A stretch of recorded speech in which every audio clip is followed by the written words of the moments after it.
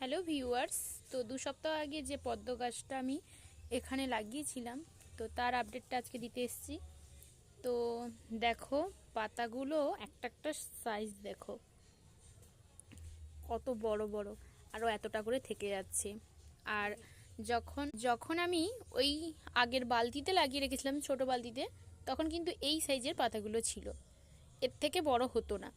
তো এখানে লাগানোর পর থেকে কিন্তু এই সাইজের পাতা এই দুটোই আছে, আর আগের পাতাগুলো সব কেটে ফেলে দিয়েছি। আর এখন যেসব পাতা বেরিয়েছে সবই কিন্তু বড় বড়। আর এটা সবে আজ বেরিয়েছে তাই এত ছোট লাগছে, কিন্তু এই আজকে বেরিয়েছে এক হাত হয়ে গেছে, তার মানে এটা অনেক বড় হবে। তো এইটার আশায় আছি যে কবে আমার গাছে কুঁড়ি আসবে। তোমাদের কারোর জানা থাকলে অবশ্যই কমেন্ট করে জানিও যে কবে কুঁড়ি আসবে আর কি সার দিতে হবে বা কিছু। তোমরা কেউ জানলে অবশ্যই কমেন্ট করে জানিও। আমি কিন্তু কিছুই দেই না, শুধুমাত্র গোবর সার আর মাটি রেডি করে যেরকম লাগিয়েছিলাম, ব্যাস, আর কিছুই নয়। তো আজকের মতন এই পর্যন্ত।